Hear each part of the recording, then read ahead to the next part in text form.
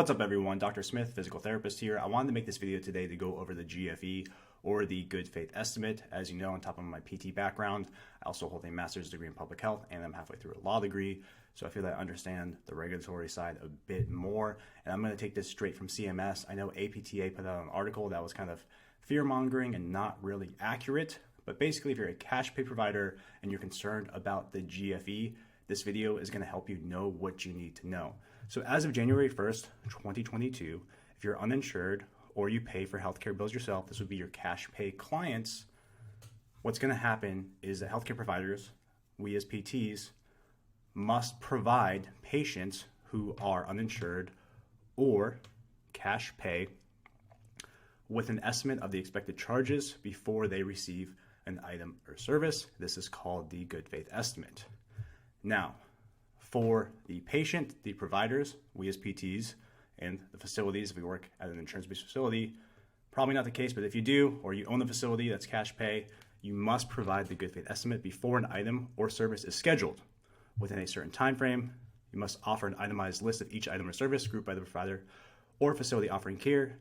Each item or service has to have specific details, like the healthcare code assigned to it and an expected charge.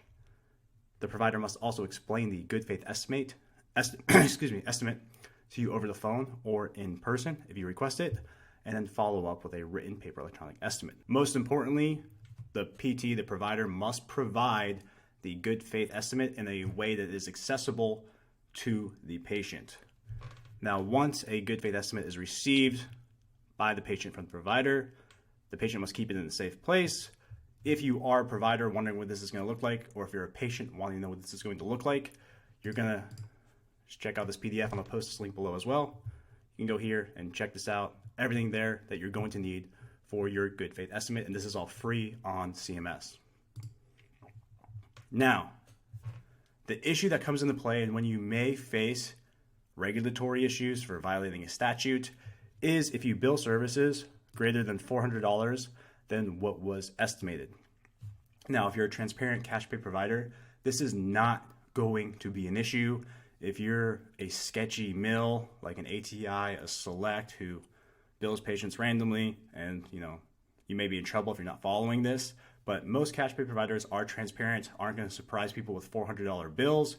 If you're doing that, you should probably get out of healthcare because you're going to violate statutes and your patients can go and file these claims against you.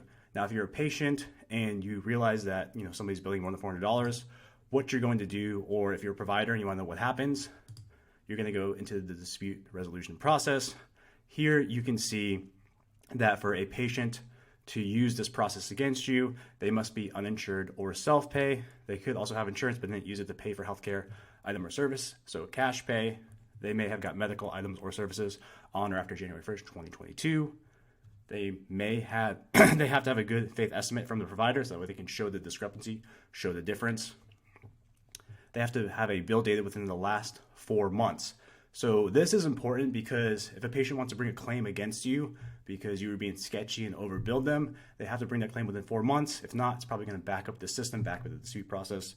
And the difference between the good faith estimate and the bill must be at least $400. So this is kind of similar to a lawsuit, if you're familiar with diversity jurisdiction, where they must be members of a different state, have $75,000 in damages and things like that. So it's similar to that. It's just a claim process that's a bit different. But realistically, if you're a cash pay provider, this is what you need to know about good faith estimates. Just give everybody estimates over the phone, write them down, text them, make sure you do that, and make sure that there's no surprise bills that are greater than $400 difference, and you're going to be fine as a cash pay PT.